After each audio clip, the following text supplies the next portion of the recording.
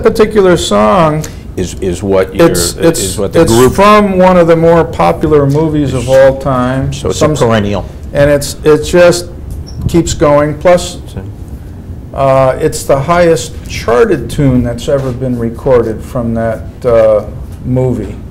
Oh, that's a nice song to have. And everybody who was anybody back 20, 30 years in that time frame before us, Glenn Miller, I think, did something from it. Let's see, Bette Midler did something from it. Michael Jackson did a tune from The Wizard of Oz. Yeah, when he did the movie there. They're almost any big name you mention has done a tune from this, and ours charted higher than any of them. So I like that. I mean, it just feels good, you know? Yep. But, yes, I do see a picture up. That's the only picture we have of the Wadhams residence and the band Palace in Stamford, Connecticut. It was up in I think we already mentioned a little bit, and right across the street was a factory and the Paradise Bar and Grill, which really ended up being the first place we played out at a few times. Wow. Very underage, but they let us in because they knew all the parents and the family, and it was a real neighborhood thing. So and actually, the way the band started out, I joke about this party thing, but Wayne's house was an open house all the time. The parents were sensational. They were pretty cool for that era then, huh? They were so cool you couldn't imagine. No, that's remarkable for that, you know, the mid-'60s, early mid-'60s. Oh, yeah. And what would happen is, in a lot of bands, this is like a typical garage band story. This is, except we weren't in the garage, we were kind of in the basement, except the basement in this house was the first floor. And our rehearsals would often be parties. All the kids from the neighborhood would be there. They'd be dancing. And after we did a rehearsal, and you see some of the people, especially in the summertime, head out, or maybe it was wintertime, I don't know. But the heat and the perspiration and the activity, they'd head outside and you could see steam coming off the bodies. You know? My, it was just a time. I'm sure any band person has stories like this. These are fairly typical. But they're really what makes it worthwhile and makes you live with this kind of thing. Because as you get out there into the world, it's just like life itself.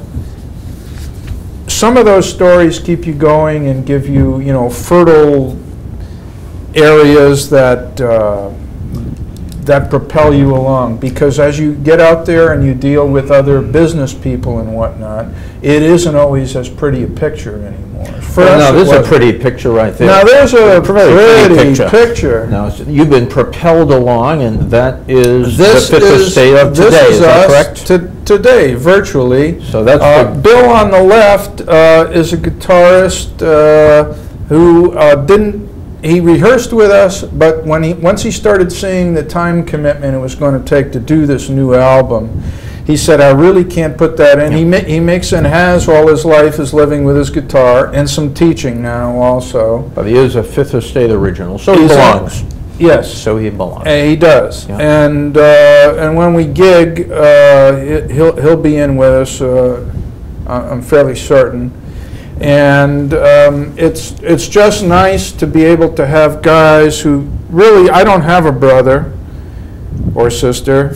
These guys are my brothers, really. And that's the group that did record the new disc, the Time Tunnel. That's correct. The Time Tunnel group right there. And now the Time Tunnel, of course, some of us remember it, who are old enough, remember it as a mid-'60s sci-fi, really nice television. It was a really pretty cool sci-fi TV show about people going back in time and whether they're going to affect history or could they do anything to improve anything or to change. There was a lot of thought going on there, as opposed to Captain Video is dodging asteroids all the time in 10 years earlier, you know? So I really like that title because it hit with me because I can still remember looking forward to that show every week. Well, things that hit with people and stick in their minds is a good thing to have, you know, because quite frankly, like I said before, in this digital age, most people can record. It's not that difficult.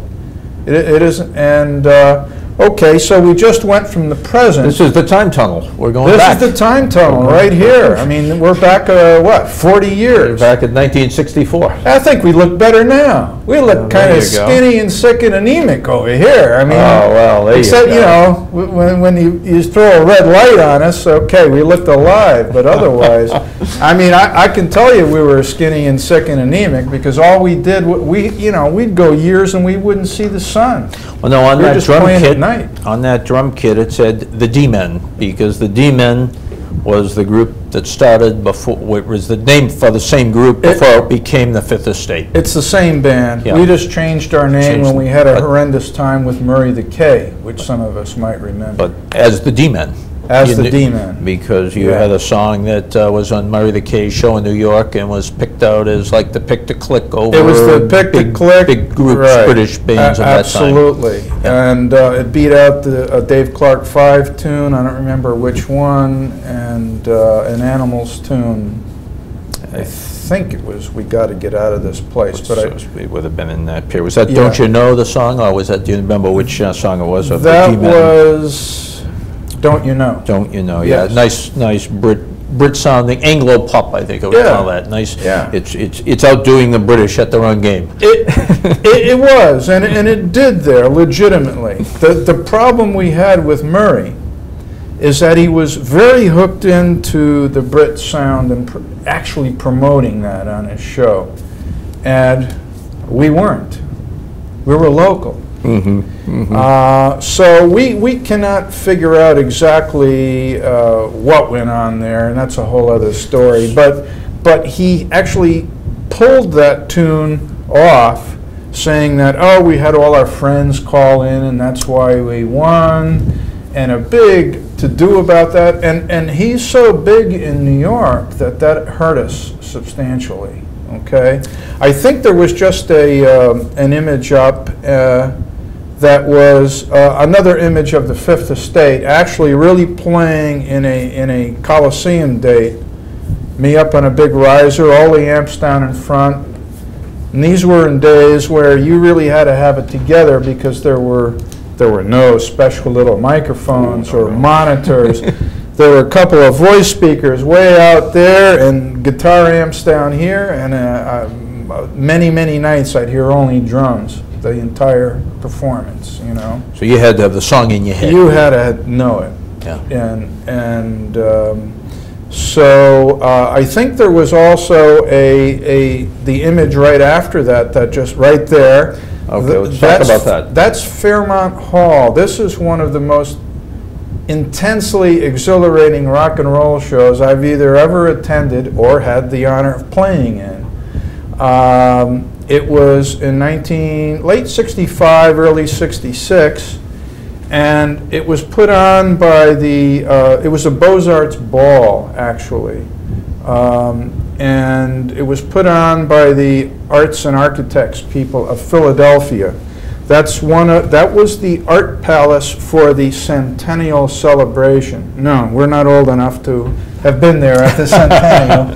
That's not what I'm saying. But these buildings were still there. And for all of us who've seen Rocky waving his hands in the air and running up and down steps of building in Philadelphia, that was one of the buildings right there that he was shot on.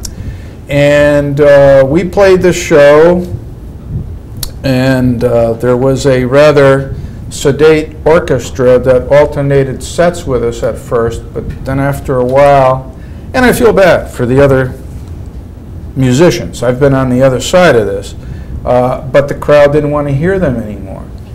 They wanted the new thing that was going on, and this was a fairly Baroque hall, and it could have thousands of people in there. It wasn't seated, but it had food, and it had food concessions, and it was a dance. Everything was, we were basically a rock and roll dance band.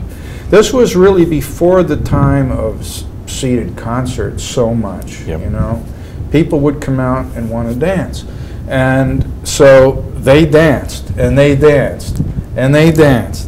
And we went on, and we tried to do an encore and stop and end it, and they kept us going. And finally, people started breaking into the drinks and the potato chips and the concessions. It was getting wilder and wilder, and the police came in and put an end to the whole thing. And we read about it in the newspapers the next day when we went home. But it was, no one was hurt. Everybody had a great time. It was really, maybe at the end, a little more intense than you would typically want today. I mean, we've all grown a little bit, but I'm telling you, some of that energy and that excitement wouldn't hurt some of today's world, and we have some of it on our new record here. On the We tried to pick up where we left off there, and there it is.